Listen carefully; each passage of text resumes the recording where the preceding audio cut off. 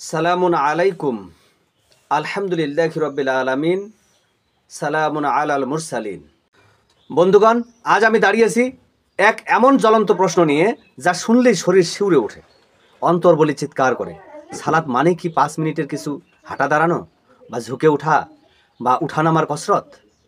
এই প্রশ্ন আজ দরজায় দরজায় কোরআন আসছে। এই প্রশ্ন আজ তরুণদের হৃদয়ে আগুন হয়ে জ্বলছে। এই প্রশ্ন আজ জাতির আত্মাকে নাড়া দিচ্ছে আর বলছে, সত্যটা বলো, কোরআন কি বলে? বন্ধুগণ, সালাত শব্দের অর্থ কি? সালাত মানে হলো দোয়া। সালাত মানে হলো প্রার্থনা। এটা তো আমরা শুনে আসছি, কিন্তু আল্লাহ সুবহানাহু ওয়া তাআলা বলেছেন, ইন্নাল্লাহা মালাইকাতাহু ইউসাল্লুনা আলান নবী।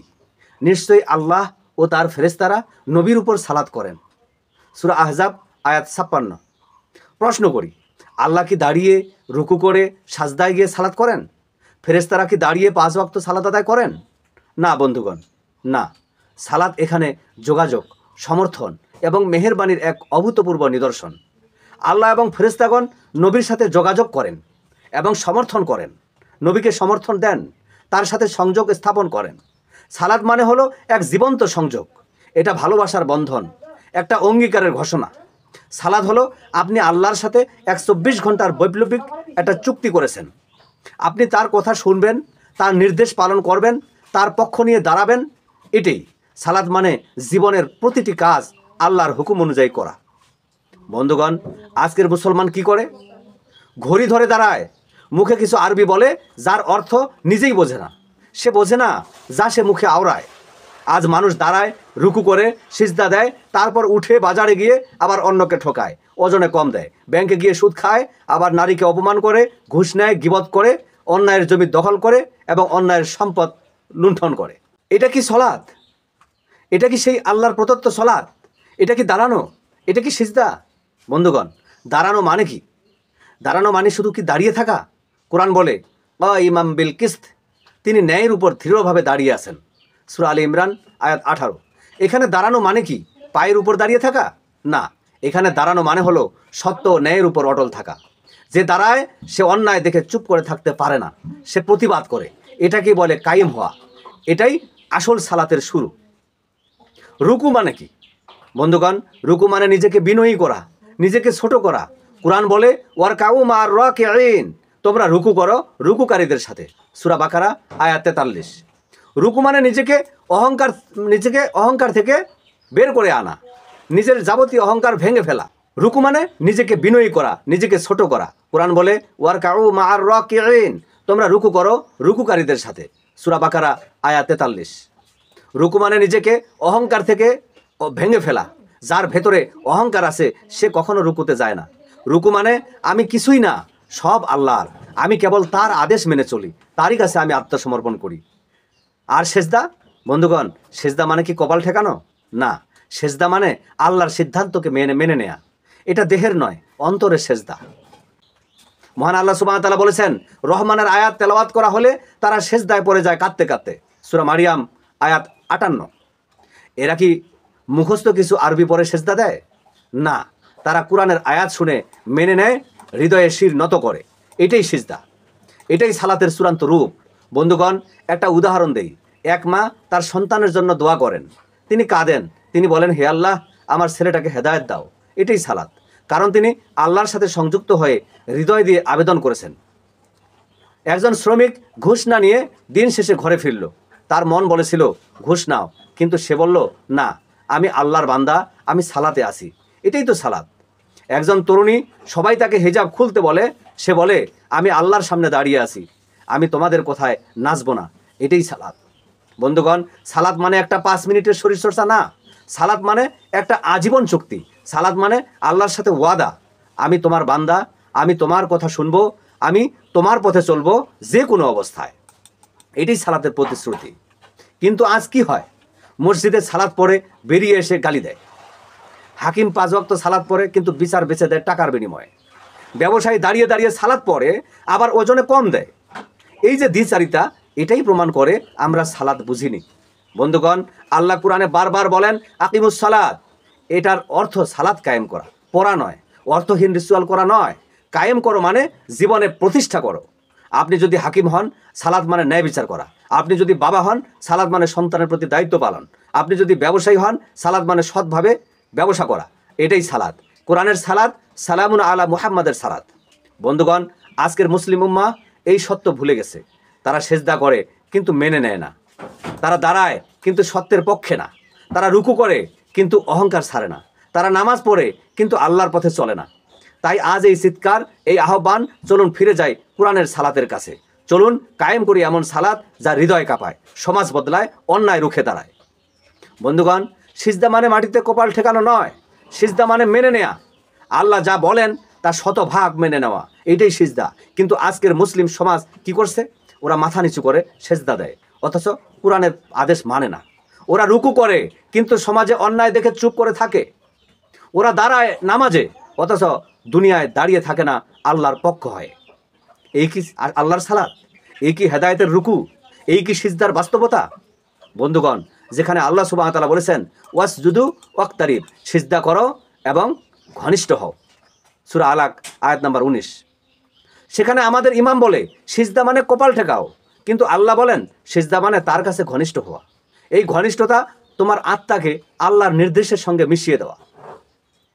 তোমার চিন্তা, তোমার জীবন, তোমার সিদ্ধান্ত সব যেন কোরআনের সাথে সংযুক্ত হয়ে যায়। বন্ধুগণ, দাঁড়ানো, যেটাকে বলা হয় কিয়াম, এর মানে কি? ইমাম বিল কিস্ত, আল্লাহ বলেন তিনি ন্যায়ের পক্ষে দাঁড়িয়ে থাকেন, সূরা আল ইমরান আয়াত 18। অর্থাৎ দাঁড়ানো মানে ন্যায়ের পক্ষে দৃঢ় অবস্থান নেওয়া। আজ যারা নামাজে দাঁড়ায় তারা দুনিয়া কিসের পক্ষে দাঁড়ায়? বিচারহীনতার বিরুদ্ধে কি দাঁড়ায়? ভণ্ড মোল্লাদের বিরুদ্ধে কি মুখ খোলে? কোরআনের শাসন কি চায়? না ভাই, ওরা দাঁড়ায় শুধু মসজিদের ভেতর, মসজিদের বাইরের জুলুমে ওরা নিঃশব্দ, এমনকি পাপীদের সঙ্গে তারা হাত মেলায়। তারা নিজেরাই অন্যায় করে, অন্যায়কে প্রশ্রয় দেয়। রুকু মানে কি? আল্লাহ সুবহানাহু ওয়া তাআলা বলেন ওয়ার কাউ মা রাকিন, রুকু করো রুকুকারীদের সাথে, সূরা বাকারা 43। এই রুকু কারা করে? যারা ন্যায়ের দিকে নত হয়, যারা সত্য গ্রহণে নম্র হয়, যারা নিজের অহং ভেঙে আল্লাহর সত্যের কাছে নত হয়। কিন্তু আজকের মুসলিম, ওরা কোরআনের রুকু বোঝে না, ওরা শুধুই কাঁধ নোয়ায়, অথচ মাথা উঁচু রাখে কোরআনের আদেশের বিরুদ্ধে। ওরা নামাজ পড়ে, কিন্তু যখন বলা হয় তোমার জীবনে সুদ কেন, তখন বলে ভাই দুনিয়া তো এমনি চলে না। এই কি রুকু? বন্ধুগণ, সালাত মানে পরস্পরের মধ্যে সংযোগ, শক্তির আদান প্রদান, হেদায়েতের উপর অটল থাকা। সালাত মানে জীবনের প্রতিটি মুহূর্তে আল্লাহর সঙ্গে সংযুক্ত থাকা। সালাত মানে কোরআনের সাথে 24 ঘন্টা যুক্ত থাকা। সালাত মানে যখন তুমি অন্যায়ের বিরুদ্ধে কথা বলো তখন তুমি সালাতেই রয়েছো, যখন তুমি আল্লাহর দিক নির্দেশনায় সিদ্ধান্ত নাও তুমি সালাতে রয়েছো, যখন তুমি কোরআন বুঝে তা ছড়িয়ে দাও তুমি তখন সালাতে রয়েছো। কিন্তু আজকের মুসলিমদের সালাত কি? সকাল সন্ধ্যা কাঁধ নাড়িয়ে মুখে কিছু শব্দ বলে, তারপর ব্যবসায় ধোঁকা, সংসারে নির্যাতন, সমাজের দুর্নীতি, তবুও সে একজন নামাজি। এ কেমন সালাত? বন্ধুগণ, আল্লাহ বলেন ফাওয়াইলুল লিল মুসাল্লিন আল্লাযীনা হুম আন সালাতিহিম সাহুন, ধ্বংস তাদের জন্য যারা সালাত করে অথচ সালাতে সে গাফেল থাকে, সূরা মাউন আয়াত 4 থেকে 5। কি বোঝা গেল এই আয়াত দ্বারা? সালাত করে তবুও ধ্বংস কারা? যারা সালাতের অর্থ বোঝে না, যারা সালাতকে জীবনমুখী করে না, যারা মুখে কোরআন পড়ে অথচ সমাজে কোরআনের সালাত কায়েম করে না। বন্ধুগণ, চিন্তা করুন, আপনার মায়ের ডাক আপনি জবাব দিলেন না, শুধু বললেন মা তুমি মহান, তুমি বড়, তুমি দয়ালু, কিন্তু তার আদেশ মানলেন না। তিনি বললেন পানি আনো, আপনি আনলেন না। তিনি বললেন বাইরে যেও না, আপনি গেলেন। এই আচরণ মায়ের সঙ্গে করলে কি আপনি সন্তান? না, আপনি মুনাফিক, প্রতারক। ঠিক সেইভাবে যারা কোরআন পড়ে, আল্লাহর প্রশংসা করে, সেজদা দেয়, দাঁড়ায়, কিন্তু আল্লাহর আদেশ মানে না, তারা কি সিজদাকারী? তারা কি সালাত আদায়কারী? তারা কি মুত্তাকি? না ভাই, তারা মুত্তাকি নয়, বরং তারা মুনাফিক, তারা প্রতারক, তারা ধ্বংসের পথে। বন্ধুগণ, আজ সময় এসেছে মাটির সিজদা ছেড়ে সত্যিকার সিজদায় ফিরে যাওয়ার। আজ সময় এসেছে মুখস্থ শব্দ নয়, বাস্তব জীবনে আল্লাহর কথা কার্যকর করার। আজ সময় এসেছে কাঁধ নাড়িয়ে, রুকু নয় বুক পেতে দুনিয়ার মাঠে সালাত প্রতিষ্ঠা করার। বন্ধুগণ, হজরত ইব্রাহিম আলাইহিস সালাম কি কোনো নামাজ পড়তেন 5 ওয়াক্ত? না ভাই, তিনি বলতেন ইন্নী ওয়াজ্জাহতু ওয়াজহিয়া লিল্লাযী ফাতারাস সামাওয়াতি ওয়াল আরদ, আমি আমার মুখ ফিরিয়ে নিয়েছি তার দিকে যিনি আসমান ও জমিন সৃষ্টি করেছেন, সূরা আনাম আয়াত 79। তার সালাত ছিল জীবনের মোড়, তার সালাত ছিল জীবনের মোড় ঘুরিয়ে দেওয়া এক দিক চেতনা, আল্লাহর দিকে সম্পূর্ণ নিবেদিত জীবন। এটাই সালাত। বন্ধুগণ, আজকে যে সমাজে বসবাস করি সেখানে মুসলিমের নাম আছে কিন্তু মুসলমানই নাই। সেখানে সালাতের শব্দ আছে কিন্তু সালাতের প্রাণ নাই। সেখানে সিজদার রীতি আছে কিন্তু সিজদার মানে নাই।